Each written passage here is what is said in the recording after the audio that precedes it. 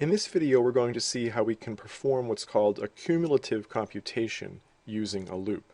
But first, I want to tell you about some shortcuts that are available in Python.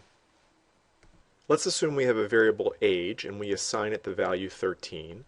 We can then increase the age by 1 by doing this assignment. Because the right-hand side is going to get evaluated, we're going to plug in the current value of age, add 1 to it, and then the new age gets stored back in the variable. And because we do this type of thing a lot, where we're basing the new value of a variable on its old value, there are shortcuts for this purpose. In particular, this line of code here is equivalent to our original assignment, and we're using an operator called the plus assign operator, or the plus equals operator. And it's equivalent to what we did here.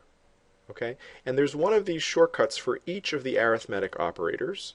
For example, there's an operator which is times equals that allows you to do multiplication, and it's equivalent to what you see over here.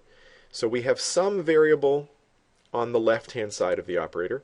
We have some expression on the right-hand side.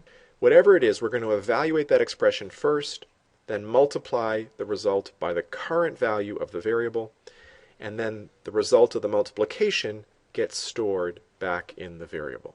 And it's really important when you use one of these shortcuts that the equal sign comes after the other operator and not before.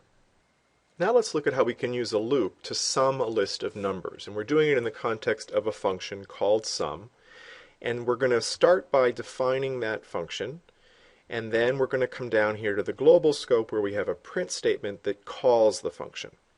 So we go ahead, we call it, we pass in this list of 5 values, and that gets assigned to the variable vals, and then we start executing the function. And the first thing we do is initialize a variable called result to 0.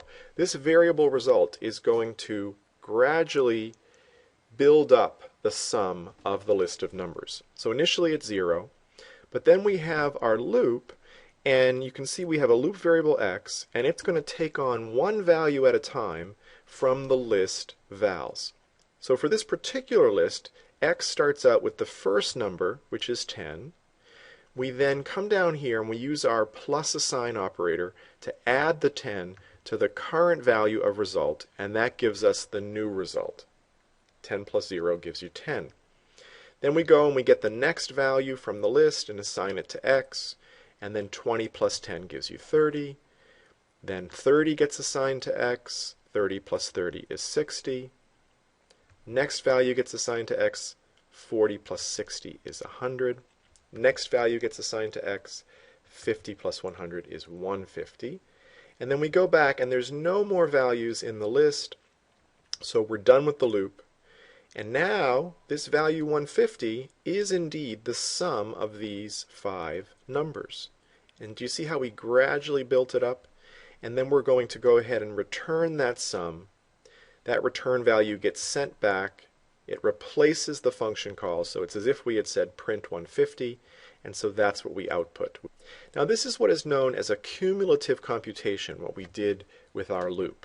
And result, that variable, is referred to as the accumulator variable because it's going to gradually accumulate or build up whatever it is that you're trying to compute.